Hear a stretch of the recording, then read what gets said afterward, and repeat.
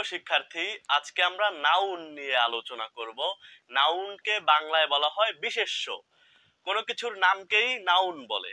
দেখো এখানে নাউনের কিছু উদাহরণ দেয়া আছে, যেমন রহিম, বয়, ব্যাচ, ওয়াটার, অনেস্টি ইত্যাদি। এগুলো তোমরা দেখো এগুলো কেন নাউন হলো। প্রথমে রহিম, রহিম একটি ছেলের নাম বা একজন বালকের নাম, এই কারণে রহিম একটা নাউন। তারপরে দেখো বয়, বয় মানে হচ্ছে বালক, একটা জাতির নাম বুঝাইতেছে, এই কারণে এটা একটা নাউন। তারপরে নাউনটা হচ্ছে ব্যাচ। ব্যাচ কেন নাউন হলো? ব্যাচ হলো ছাত্র বা ছাত্রীদের দল, এই কারণে ব্যাচ একটি নাউন হবে। তারপর দেখো ওয়াটার, ওয়াটারও একটি নাউন। ওয়াটার, ওয়াটার মানে পানি, তত তোমরা জানোই। ওয়াটার একটি বস্তুর নাম, এই কারণে ওয়াটার একটি নাউন।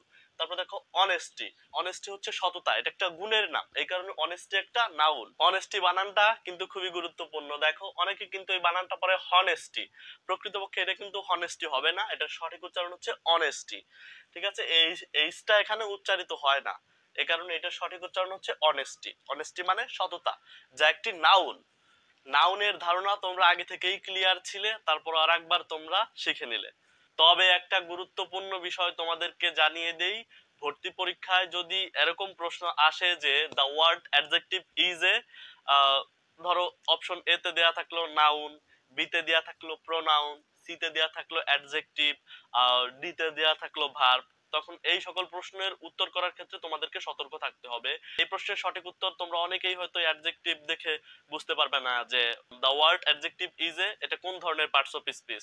তাই তোমরা মনে রাখবে যে অ্যাডজেক্টিভ একটা পার্টস অফ স্পিচের নাম, এই কারণে অ্যাডজেক্টিভ একটি নাউন হবে। দেখো এখানে আমি লিখে দিয়েছি এনবি।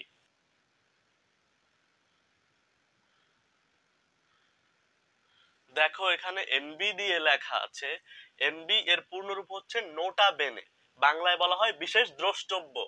আমি লিখেছি দেখো, the word adjective is a noun because an adjective is the name of part of speech.